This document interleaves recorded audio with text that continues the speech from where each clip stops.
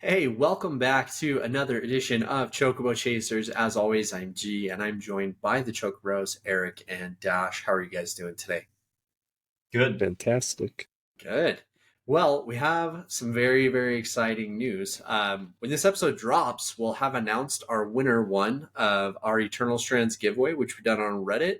Very first time doing this. We've had like 300 entries, which is awesome. So we'll be selecting a winner at random for that tomorrow morning. Congratulations in advance to whoever wins. We're very excited. We are also going to be doing our very first Chocobo Chasers game review today.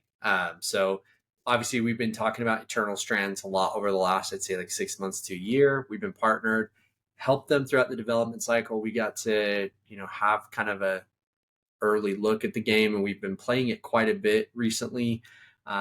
Dash has actually beat the game, so we'll be talking about that as well as some other news. So we're going to kick the episode off with same way we always do. What are you playing? I'll go ahead and I'll start us off. Been playing a lot of Eternal Strands. I'm not going to dive into it too much because I want to save that for our review here in just a little bit. But I'll just say this: really, really enjoying it. It's a game that definitely has some very, very unique features. It's not without its faults, but again, we'll get back to that here in a little bit. Played a good bit of Deadlock. I have played a good bit of college football. Been playing. I have also played a bit more Soul Reader 2. And yeah, I mean, it was kind of a quieter week, I guess, for me. Busy with work stuff, and yeah, just got a new puppy too, so that's been a whole huge thing. So I'll pass it over to Eric, man. Kind of playing more of the same, except besides Eternal Strands, I've played some Hunt Showdown, ran a couple games of that, played some Valorant, played some Hell Let Loose, played some Marvel Rivals, got a lot of PvP in over the past few nights. It's been a good Okay. time. Everybody was actually able to get on. We ran some squads in Hell Let Loose, ran Tank Squad, had a good time. Marvel Rivals, we went ape shit. We were up till like 2 in the morning, back to back You nights. playing comp or you just playing regular? So we played comp one night and then we played regular. Okay. Comp we actually surprisingly did pretty well in. I'll tell you what, I found out that I'm a Thor main, dropping 25 to 30 kills on average a game almost every time I Damn. play him. Okay. He's a fucking bullet sponge. His ult kind of throws me through a loop because like I only randomly get kills. I don't just I can go smack whatever spot everybody's in. Yeah. Sometimes it feels like I don't do any damage, and sometimes it feels like I get 5 kills right off the bat. Yeah. But no, it's Marvel Rivals is a lot of fun. I actually was like, you know what? I'll buy the battle pass because I'm enjoying the game so much. It was free, why not? So Yeah. I'll support them that way. Played a lot of Eternal Strands, like we talked about. Won't go too in deep to that. Couldn't get the time to beat it because I did some PvP over the weekend. But all in all, pretty solid week. Cool. All right. And Dash, what about you, man? Well, Black Ops 2 Black Ops 6 got a new season. We're on season 2. With that is, of course, a new zombies map. So, of course, I'm going to dive into playing whatever new zombies that they got. It's called The Tomb. Haven't even attempted to do the Easter egg yet, but I've been just grinding out my weapons. There's a new wonder weapon, the Staff of Ice. Haven't unlocked it yet, but I've seen it in action online, and it looks pretty interesting. It's a more condensed map than the other ones, so it's not as open. So a lot more tire space is kind of like your classic zombies experience if you're into that. But other than that, did some Sea of Thieves. Not a game that I play often, but it's always fun when you do get some friends to play it. We came up across a lone player. He's all trying to be friendly to us, and we just jacked all of his copper wires and convert. Calac converter or whatever. Catalytic converters. Calac converters. Yeah, we just basically took all his stuff out of his ship and even unloaded all the cannonballs out of his cannons and just left him. He's like, oh yeah, I got this skull I worked so hard to get. I finally got one after killing this skeleton captain. We're just like, yoink. Reminds me of that. There's a clip I used to watch of this kid who was like mean to this dude while they were playing Ark or something like that, and he's like, "Please don't take my stuff." The kids were like, whatever. So they took his base, and then he came back with his friends like an hour later, and they And just just nuked the destroyed place. the Yeah, entire that thing. was Rust. Rust, yeah. And the kids are like just freaking out. He's like, all you have to do is be nice to me. Like, I don't think I could play games like Rust because it's like an always online server where you can just go to sleep and then someone's gonna jack all your stuff. yeah. Nah. It'd But be rough. yeah, so had some fun with Sea of Thieves as we did that, and then more League of Legends. I know it's a toxic relationship at this point, but I'm starting to get the hang of it, starting to get more in the groove of it, and I feel like it's probably going to be part of my regular rotation at this point. I just need more people to join me so I don't have to deal with the randoms that might flame me and or are bad. But also just a little. Oh yeah, the major one, TCG Card Shop Simulator. The one I dedicated 240 hours of my life to, I finally got all the achievements done for, with the last one being that grind to level 100. And I got tired of the grind, downloaded the mod that let me hold up to 1,024 cards at one time, or card packs at one time, so I could open them all at once and get the XP that way, because that's technically the quickest way to get XP is just by opening card packs. But you can only, in the default game, you can only hold up to 8 at a time, and there's no way to fast forward it much. So the mod lets you just zip through all those packs. It still took me like 10,000 packs to get enough XP to get to level 100. But at that point, I reached level 100. I'm done with the grind, done with the achievements. If I go back to this game, it's going to be to play for fun at this point. And I mean, I was playing for fun before, but I mean, I'm going to do it with mods and stuff, which there's a lot of mod support for this game. I'm probably going to do the Pokemon or Yu-Gi-Oh mod at some point. But speaking of Yu-Gi-Oh, I did play a little bit of Yu-Gi-Oh Legacy of the Duelist, just because, my friend plays Master Duel a lot, and I'll watch him, but I don't want to play online. So Legacy of the Duelist is like a single-player Yu-Gi-Oh game where you can play through all the story missions from like the anime, so you can use like the story decks at that point. Cool. And I was showing my friends how frustrated it is when you do the mirror match. So like the very first match when your play is like Yugi against Kaiba, when you beat that, you can do the reverse where you play as Kaiba against Yuki. And playing against Yugi in any matchup is the most frustrating thing ever, because his deck is just full of all the bullshit that'll piss you off. He'll play 3 Swords of Revealing Light 3 times in a row, where that's 9 turns of you can't do shit as he just sets up his board. But Yu-Gi-Oh is always fun. I prefer early Yu-Gi-Oh. I kind of checked out the 5Ds part where they start introducing synchro summons and stuff. But I don't know. I'm like in my card game era phase right now. Yeah, like okay. I'm actually been playing some Pokemon TCG games at my local game shop. I got my first top 8 placement just yesterday, actually. Nice job. Proud of me. It was out of 10 people, but I got a prize back. I'll take it. And the big one is Eternal Strands, which we shall do our deep dive on there. Of course, I'm the one that finished it. It took me about 35 hours, I'd say, and there's still some stuff I need to finish, especially with the codex stuff. But overall, great game. I can't wait to really give you my deep thoughts on it. Hell yeah. Well, let's not waste any time. Let's talk Eternal Strands. So, again, we've been partnered with this game for a few weeks, or a few months.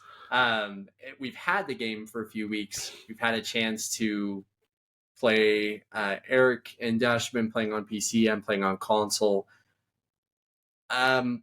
First, starting off the world building, it kind of goes in phases. I like how they do the world building. I just kind of wish there was more of it.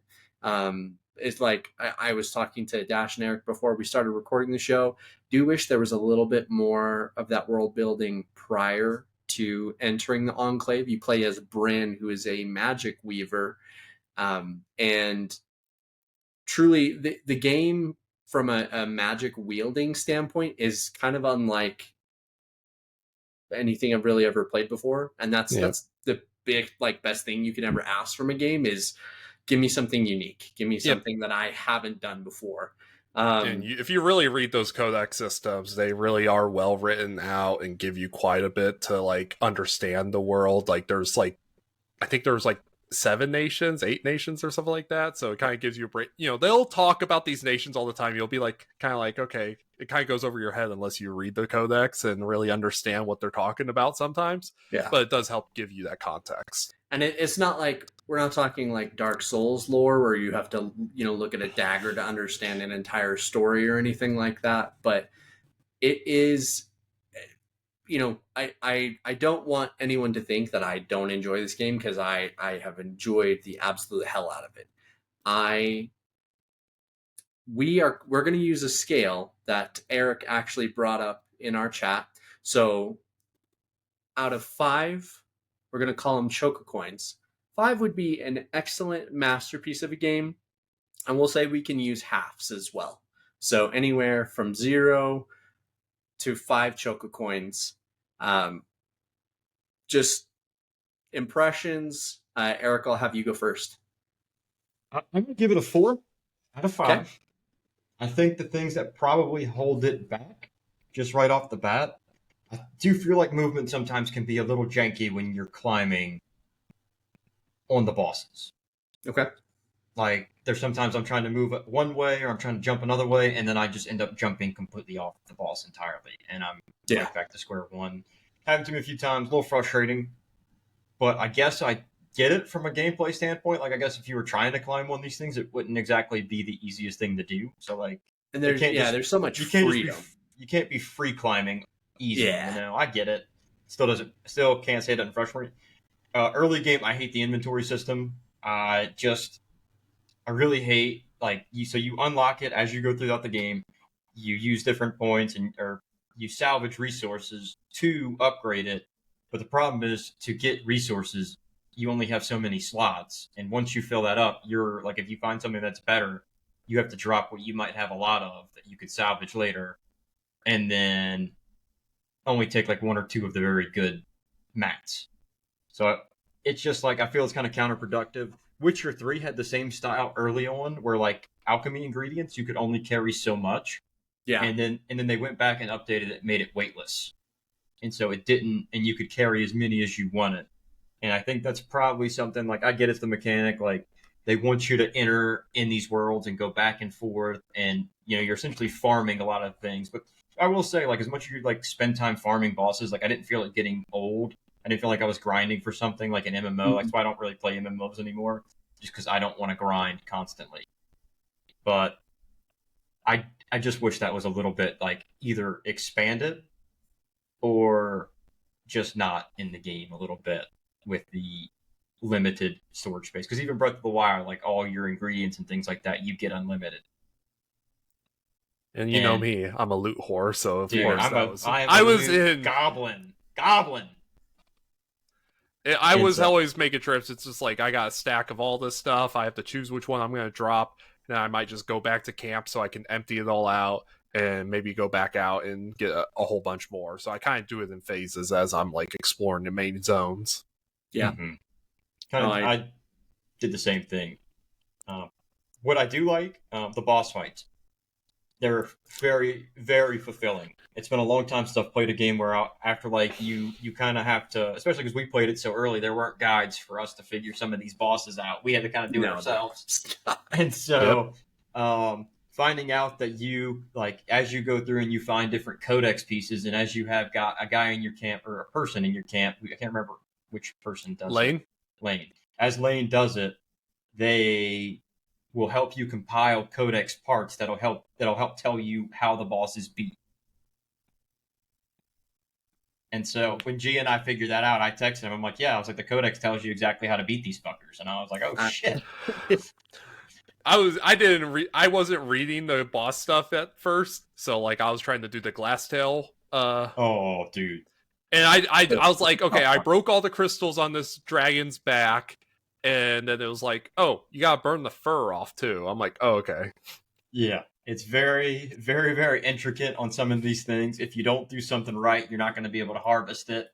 Mine glitched out on me twice on that one, so it was some of the early bugs on the glass tail, and it wouldn't allow me to harvest the strand. So fighting that thing twice and having it get stuck and then not doing anything pissed me off. But look, I was playing it like 3 days before the game actually released, so that's just kind of how things go sometimes. Yeah, But we had a very different view into the game than most folks will have. So Yeah, the it was world definitely building and art style are incredible. It's a beautiful game for like, and I really like. I'm trying to think of like how the dialogue is because I guess because of it's an indie game, so budgetary concerns, you can't model everything, or you're just going to lose your whole budget doing it. So they yeah, had like almost like a old Fire school Emblem. Fire Emblem JRPG type conversation system that just feels really good, and the yeah. drawings on that are great.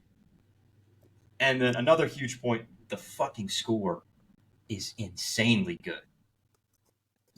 It reminds me of Zelda, like Breath of the Wild, a little bit. Like when you're running through the fields, the Hyrule Castle, and all the what's the name of the things that crawl around and shoot lasers at you in Breath of the Oh, Wild? I know exactly what you're talking about.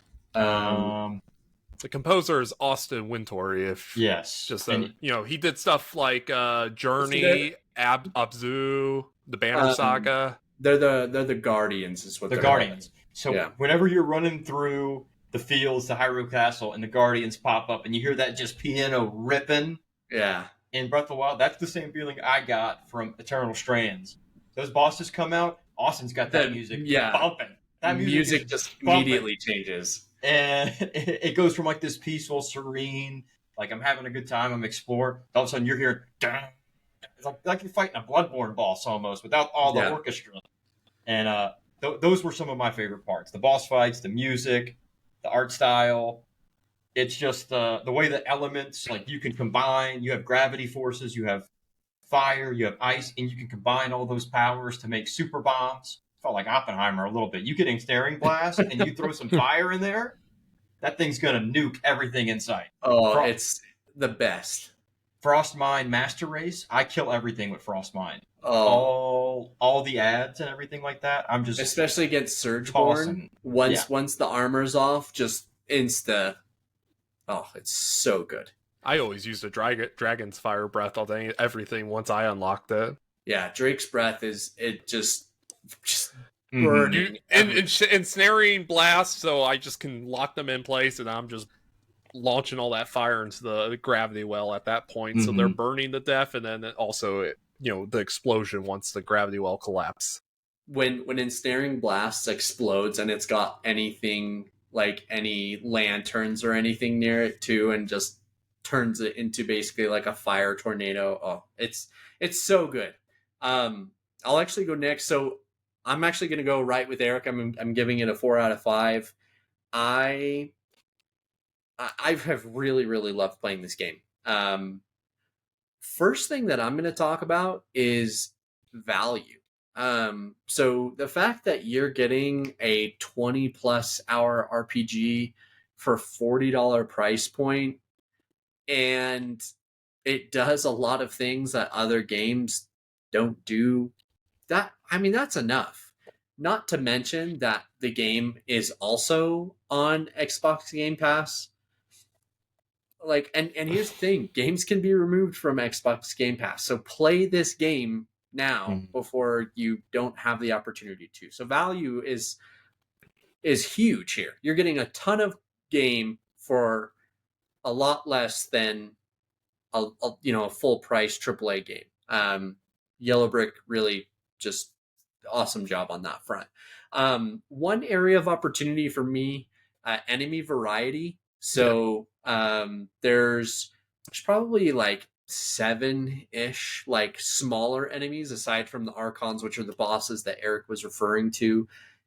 Um, and then the Surgeborn are kind of just like different like skinned versions of those, and then they take a new step to defeat them. But I that's a little bit for me. One thing I do want to shout out, and we interviewed Jonathan Brousseau, who's a level designer. Level design on this game is awesome. Really enjoyed being able to climb up literally anything, and just being able to look down and kind of plan your next move against whoever you're fighting, or if you're fighting an archon, you could literally jump on top of a building and then jump on top of the archon if that makes it easier, and in some cases it does. this would be kind of like, and Eternal Strands 2, wink wink. It'd be awesome to have some kind of like glider or something to, like, if you're jumping off of something that's high like that, to be able to, because there's a few times where I was climbing and that my stamina was getting very, very low, and then I fell really far. See, and there is the room for creativity there, where you can put like an ice wall below you on, you can, and just use that to recover your stamina. I'll say, and that's probably my favorite part about the game, is the ability to be as creative as possible. You want to just flame on, go full Human Torch on people, you can do it. You want to literally just grab an enemy because you don't feel like fighting them and throw them off the edge of the map, you can do that too. Because there's times where I'm doing my objective and I'm like, I don't have time to fight you. But the resources. I had Snaring Blast jump a lot. I never really got that down. It's so satisfying. It's really and then they good. just go flying sometimes. If you take all your armor off, and like, I don't know, like the part where you're in upper Denevrin. I don't know. Did y'all get the gauntlets on that island yet? I did not get that until. How do you do it? Take off all the armor and ensnaring blast yourself across. So I waited until I got today. You run really fast, and you jump really far. I've even like over jumped the ensnaring blast and like missed it and killed myself on accident. See, I didn't want to risk it because I didn't want to lose all my stuff at that point. That's why you go in nude, and you look, dude. You go in nude, and you have no mats. You make sure you don't, like. I was going in not to get mats, and I was like, I'm getting these fucking gauntlets, and I just in the demo, I use that TP, the power that you get. Yeah, the third kinetic ability, which you and get. I'd made like the ice bridge. But the problem is, for that like long spot, if you make the ice bridge too far, it gets too heavy. It will break. And it peels off the ground and just falls over. And that happened to me quite a bunch. I was getting really mad. I was like, you know what? I'm going to see if this ensnaring blast jump works. And then I figured it out. I took off all my clothes and I was like, I'm jumping. And you're fast as fuck when you have no clothes on. It's hilarious. Hell, I loved crafting my armor to have low weight so that it's like I'm protected, but I'm still moving like crazy. You can craft your armor to weigh less? Yeah, there's different things will make your armor weigh less. Oh yeah, I'm sorry. Yep, it's one of the stats on there. I'm fucking stupid. Yep. But that's also another big point. Like the crafting system, I really like. Yeah. You look a little bit clowny to begin with because you're not stupid. I look so stupid. You're not making matching? Your armor to match. You're just making it for all of and depending on the type of material, like your armor will change color. So if you're wanting everything to match, go in with a lot of the same materials. And don't expect to have good resistance to anything, because if you're trying to look cool, you're not going to look like you're not going to. Unless you're going in with like 100 Drake scales, then you'll probably look pretty cool. But but that's a lot. So I honestly just 4 out of 5 for me. There's areas of opportunity, and I'd love to see them potentially. There may be some. They're going to be introducing a roadmap here pretty soon, so we may see even some of these things get addressed. But Dash, your thoughts? Yeah. Real quick, a big plus to the crafting system. I'm sorry, Dash. When you dismantle things you have built, you get all the materials back. You don't even have to dismantle. You can just modify it. You just swap it out. And it'll swap them out for you, and you get all those items back. I've never seen that in a game. It's fucking awesome. Yeah, it's like, plus one to that. It's like, oh, no, I don't have to... I have to craft a whole new item with different stats. It's like, no, you don't. Just swap in the... Yeah. Best... it's simple, it's smooth, and it's efficient. I love it. But yeah, I'm going to echo everyone. I'm going to give this Eternal Strands 4 big quiz. Choco-Coin. But yeah, I mean, it's a really great game. Click that, please. Chat, who's watching us on a not live stream. Yeah. But yeah, it's really great. $40 price point. I got about 35 hours, and I'm still going to be putting more into it. It's usually not my type of game, but I'm really enjoying it because it just simplifies, I think, all the things that need to be simplified for these kind of games. It doesn't overbear you with all these stats, number crunching in the crafting system. I would have liked, maybe there be a stat progression system besides it all being tied to your equipment. I'll echo the stuff about the inventory system. I did find myself loading up on inventory a lot, but I mean, it is kind of I'll just go back and forth and prioritize the higher grade materials at the end, because then that I still have a large stock of the low grade materials that I can then salvage and then trade for the higher tier stuff when I need to. But I'm gonna try to 100% all the achievements at this point and get all those codex systems. I really want to highlight those hand-drawn cinematics that you get throughout the game. There's not many, but like the 4 or 5 that you get throughout the game are very well done. And I really kind of, I'm kind of playing the idea in my head. I'm like, what more will we see from this kind of IP that we could potentially see maybe a cartoon series or something like that? Or, however Yellow Brick wants to pursue the future of this franchise with it. There's these little Easter eggs you can get throughout the game. Yellow Brick has little yellow bricks placed throughout the game that you can collect. And when the end credits roll, you'll actually see a yellow brick next to every person whose brick you found. So, like, when you pick up the brick, you'll get a name of one of the developers of the game. So, I'm assuming there's going to probably be about 70 of these bricks in there. I only found about 3. So, they're really well hidden. I found one, like, on the top of a building where there's just nothing but that brick. So, you really gotta look. The character interactions are very good. It's very lighthearted, but there is, like, moments of contention and conflict that you do have to come across. There is, the dialogue system doesn't change anything, but it does give you somewhat the freedom to kind of maybe shape how you feel like Bryn would respond in certain situations. I do love the variety in the bosses. The bosses are definitely the highlight.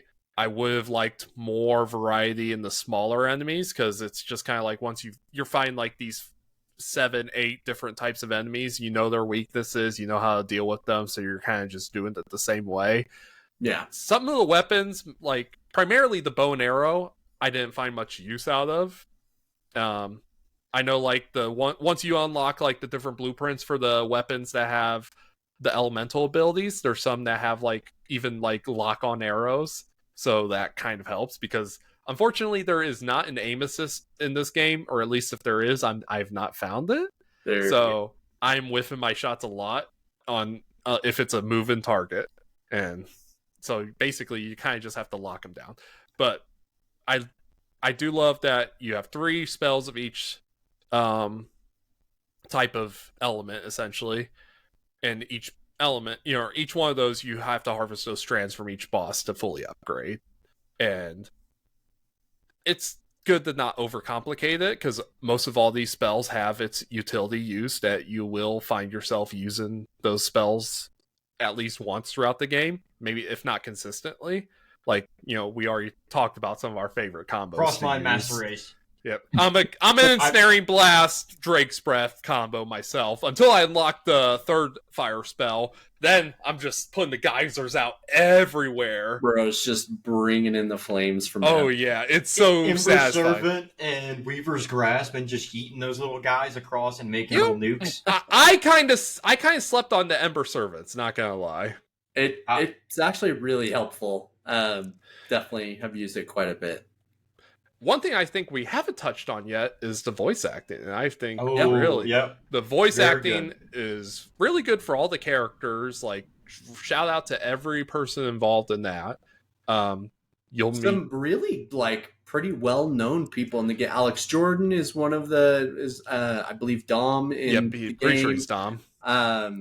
There's honestly been everybody that I've had a chance to look up, like, on IMDb, that's associated with the game. I was like, holy crap, these are some pretty well-known people, but also, I mean, they did a great job of matching kind of who you would expect. Yep. With these ones. So Amelia Tyler, who we've had on the podcast, voices one of the characters that you'll meet later, and hers was fantastic. I think when at the end, the amount of work she put into that final line, I felt like she did pretty well on. So shout out to Amelia Tyler if you're watching. Actually, shout out to all our previous guests, and also shout out to Yellow Brick Games for allowing us to be part of the partner program to, do this. Very special, because, this is our first official Chocobo review. I know maybe this is our first partnership program also, so we're kind of new to this. We're learning. This is, we're not professional critics by any means, so we're just lovers of video games. And we loved your game. Yeah. So, my friends all call me a shill because I've been trying to talk all of them into playing it. And I was like, I said, for once, I've actually shilled something because we can't lie. We got this product for free. And especially shout out for that because we were just expecting to get the demo.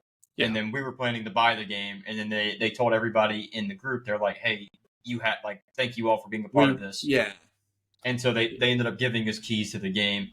And so that was incredibly awesome of them to do. And it's I was absolutely going to buy a copy of this game, so the fact that I didn't have to buy a copy was what really wanted me to say, hey, let's just take that copy I would have bought.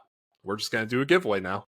And that's exactly what we did. So we'll be posting this tomorrow morning, Monday, and everybody's going to see who we pick at 10 a.m. tomorrow. So excited for that. But huge thank you, Yellow Brick. You guys are absolutely amazing.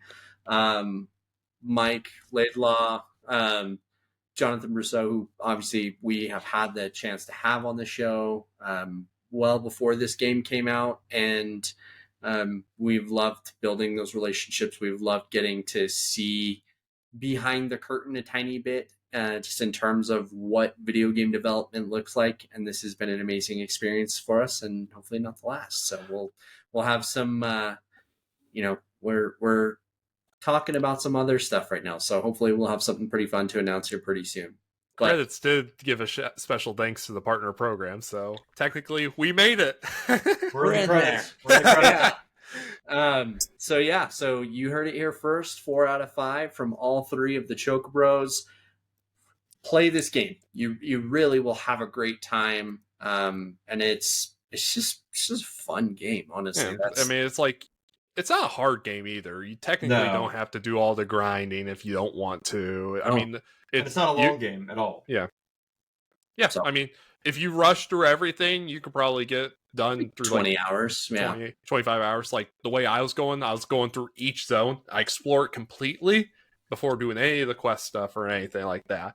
And, it's kind of redundant because a lot of those side quests that you get are going to have you going back to these zones, and there's a lot of maybe backtracking and stuff like that, which also might be a little bit of a weaker point if you don't, you're kind of just going back and forth in the same areas. There's only 8 total zones that you're going to go through. But I do love the environment variety too. You got forests, marshes, these sprawling cities, caves, cliffs. Well, cool thing is there's weather patterns. Yeah, I was gonna say, we didn't touch on the weather patterns. And the fact that each boss can go after you beat the boss the first time, it can show up in any different zone. Spots. It shows up in other spots. It's really awesome how they you can use other environments to beat the bosses in different ways. And it's fucking crazy.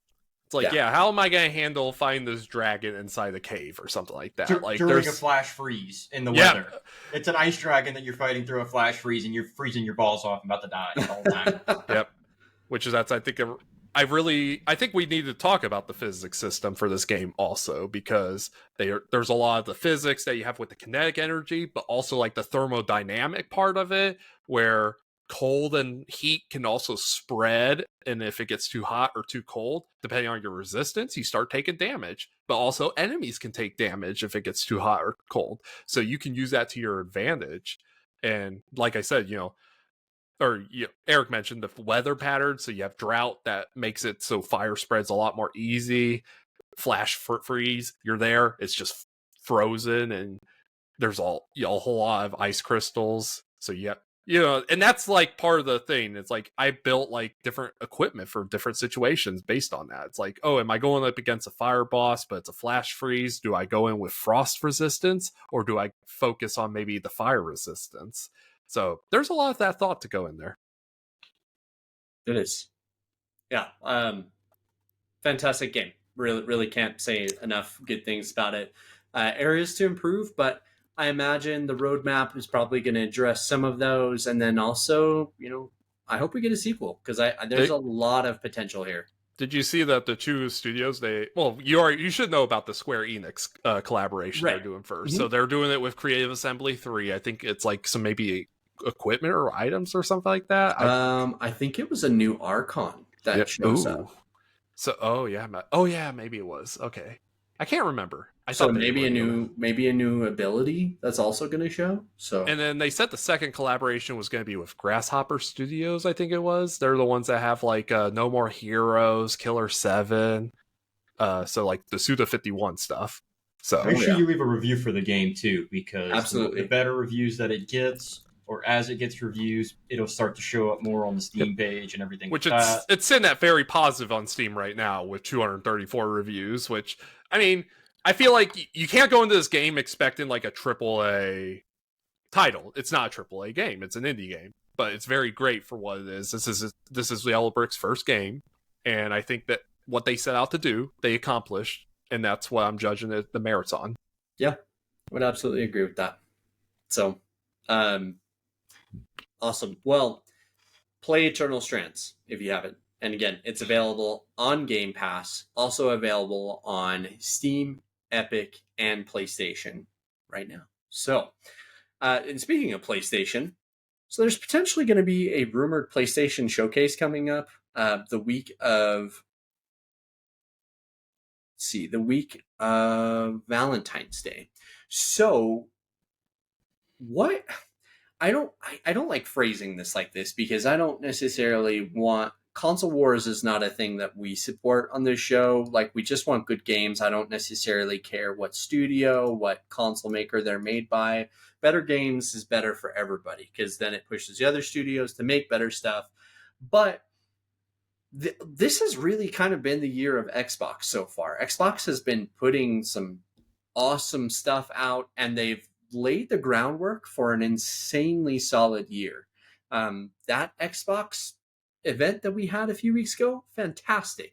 Dune looks incredible. Ninja Gaiden 4 looks awesome. South of Midnight looks really unique. And then we've got Avowed. You're starting to see player impressions coming out right now. Like, they've got a lot of content coming out, which is awesome. PlayStation, okay, so we know Ghost of Yotei is supposed to release this year, and we know Death Stranding 2 is supposed to release this year. Phantom Blade Zero, I think, is a title that PlayStation is kind of banking on to do pretty well for them this year, and for all intents and purposes, it does look pretty good. But wanted to get your guys to take, like, what does PlayStation need to do in this upcoming showcase to kind of keep up with what we've seen from Xbox so far in 2025? I think you need to see more of what they've been like teasing, because you don't we haven't seen a lot of those things yet. We haven't seen, the only thing we've seen for Wolverine is the leaks, and they announced that 4 years ago? Yeah. 3 years ago? It'd be a great time to bring it back now. Now that we're probably sure it's probably getting much closer to its release date, and that seems to be the pattern a lot of these studios are going towards now, is we're not going to show you a game that's a year or two away. We're going to do it it's going to be within the year, I think, at this point that they show stuff. Yeah, I love that strategy. Like, I don't want to wait a ton of time, and I feel like we're kind of at the end of the impact that COVID had on delays and things of that nature as it comes to starting games out. But I mean, so Wolverine is definitely a title I'd really love to see more of. I'd love to see just a release window. It doesn't even have to have a date at this point. I do think that when that event happens, I think we are going to get release dates for Ghost of Yotei, maybe a quick gameplay, show. But the thing is, I don't really need an expansion of gameplay. I've already seen they're going to be adding new weapons like for Ghost. And you're going to have your wolf companion too. So I'm so stoked to see how they incorporate that as well. I just want to know when it's coming out because I'll pre-order it day one. I feel like lately we've been hearing more about canceled projects from Sony than we have about actual games at this point. We have, but to be fair, a lot of those were live service projects.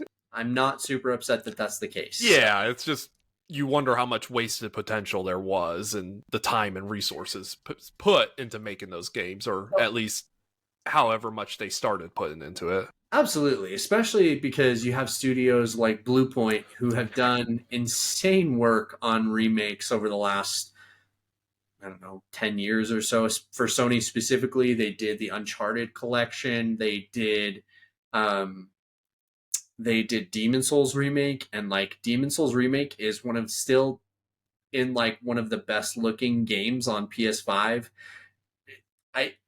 It just would make no sense to me why they wouldn't be working on a Bloodborne remake. Like, that is the studio, put it in their hands. They would get this game running at 60 frames. It will look insane.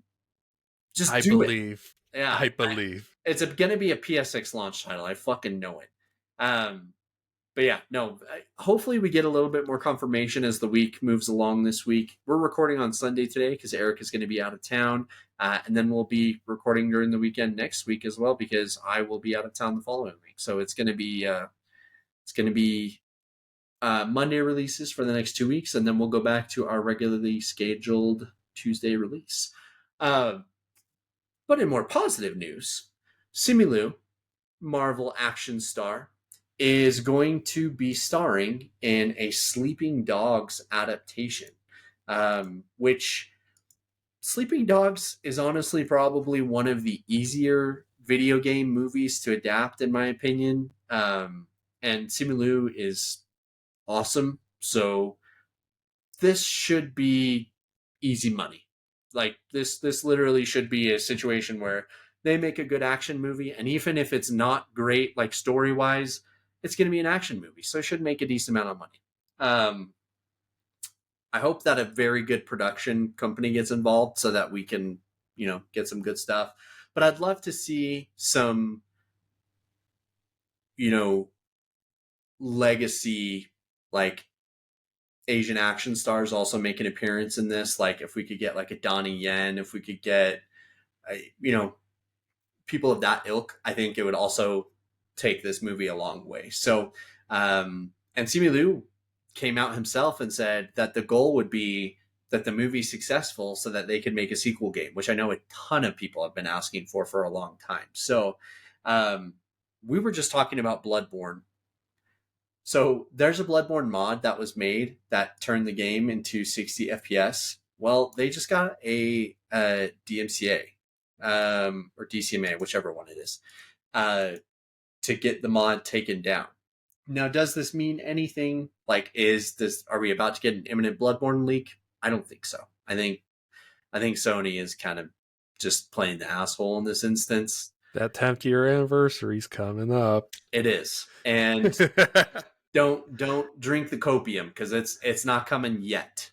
But man, it's like, I've never seen a IP that has been so treasured just be shelved, and nobody wants to do anything with it, it appears, or doesn't have the time, or I don't really know. But it just, no matter like how many people ask for this, like, we haven't even gotten a 60 frame patch for it, like for PS5, and that's insane. Like, because it would make the game so much more accessible to people, because I mean, realistically, I feel like every game we're playing these days should be 60 or minimum like 50 FPS.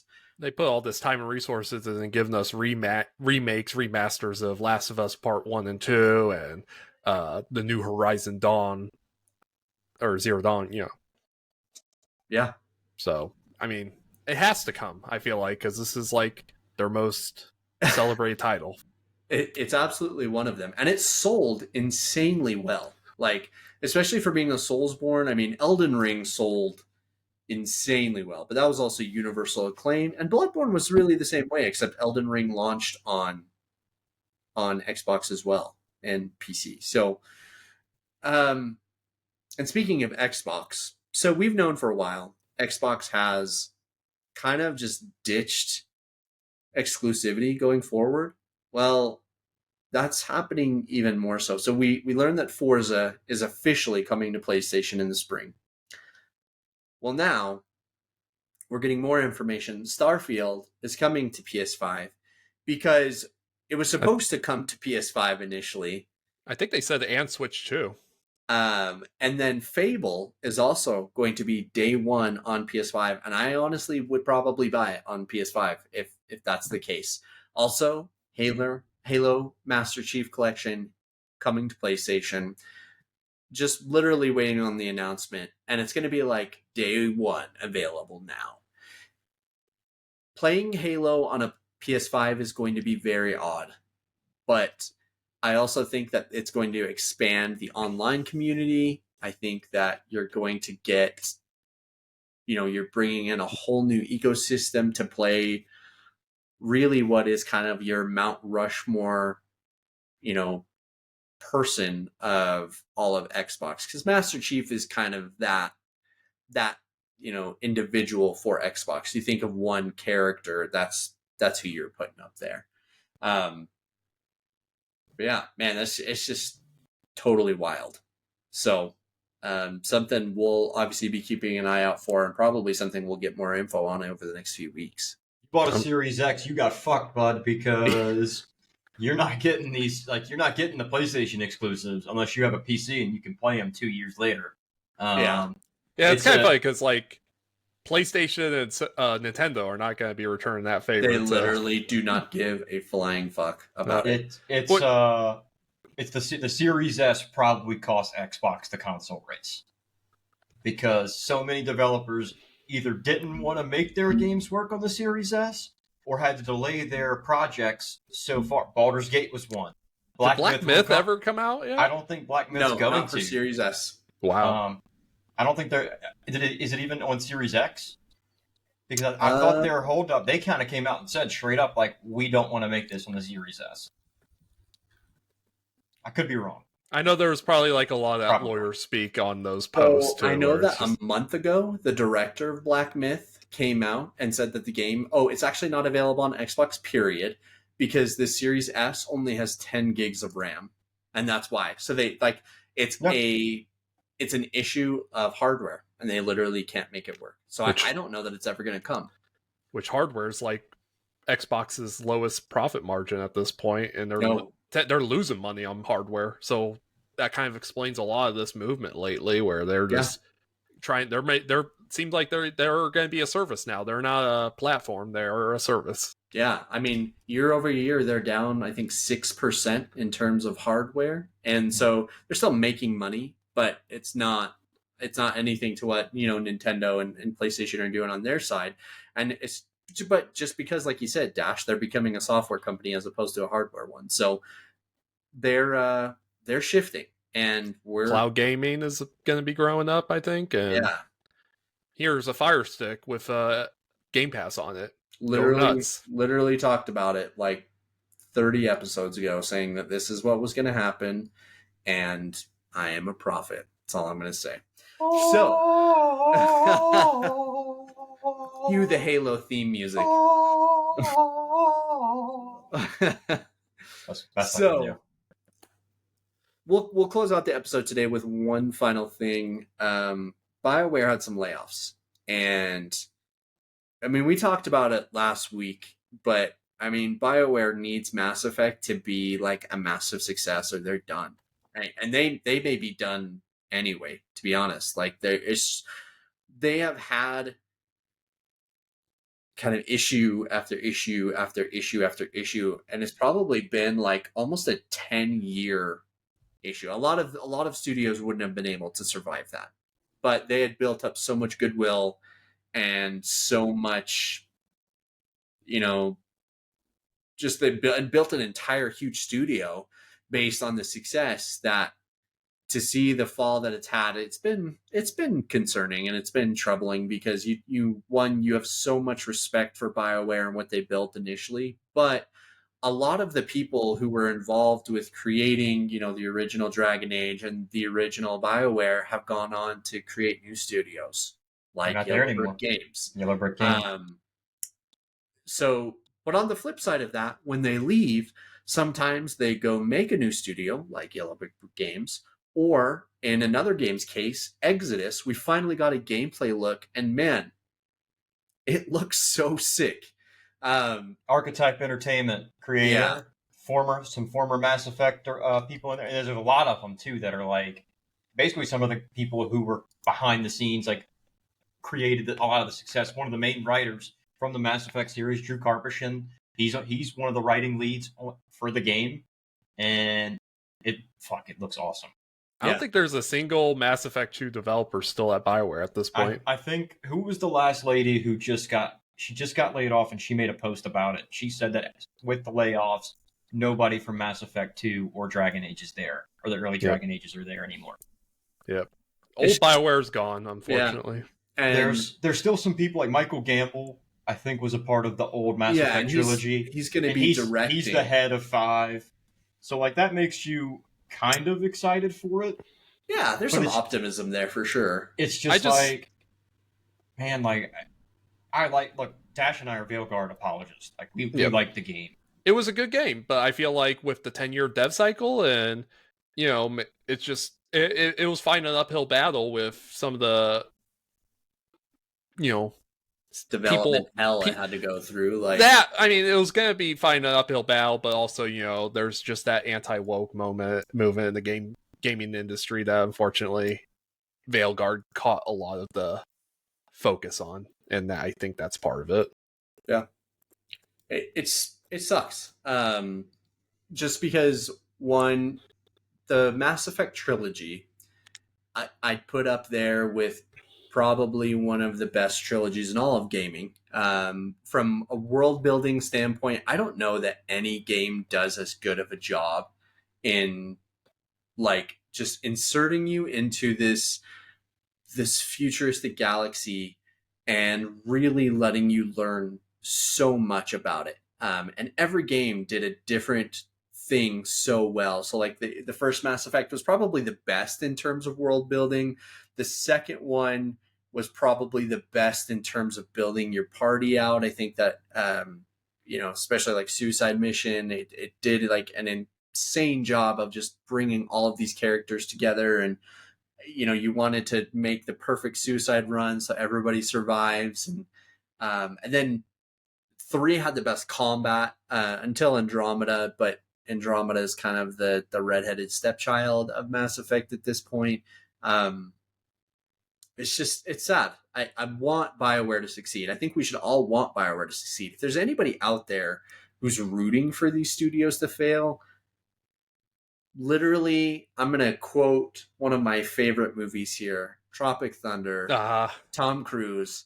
Literally, take a step back and fuck your own face. Did you see my post from you earlier? Because I used that on Facebook like just this morning. Oh, I did not see it. But like, if you're rooting for these people to fail, go fuck yourself. That's what I have to say. It's like I want the Bobby Koticks in this world to fail, not the hardworking developers in this industry to fail because you might not agree with some personal identity that they have, or that they want to uplift certain groups. Yeah, that's a horrible reason to want a game to fail. Yeah, or just because you personally don't like the game. So like I don't like Bethesda games very much. I've learned this. I've learned my lesson. So I don't play them. I don't want Bethesda to fail. I want them to continue making games because you guys love them. I know that so many people love them, and I want them to be successful. Like, it really isn't that hard. So good games is better for everybody. Yeah, that's what it comes down to. Yeah, and people's livelihoods are also affected by this. So like, I want everybody to continue to do well, and it's really not that fucking hard. So, Yep. sorry, Dash, were you going to say something? No, I was just saying, like, people like Grums and other grifters out there, they're what's wrong with the gaming industry at this point, and it brings a lot more negativity into this industry that doesn't need to be part of it. Exactly, because life's already hard enough. So let's Buckle not, up. yeah, let's not contribute to that. So I think that's a perfect ending spot for us here. A little bit longer of an episode today, which is kind of expected, especially we're doing a pretty in-depth review for Eternal Strands. Again, final thank you to Yellow Brick Games. We have loved being part of your partnership program. We cannot wait to see what continues for this game and continuing to see what you guys develop going forward. Thank you to everybody who caught us on this episode. Congratulations in advance to our contest winner tomorrow, and we will catch you all next week. Hope you enjoy. Have a good one. Thank y'all.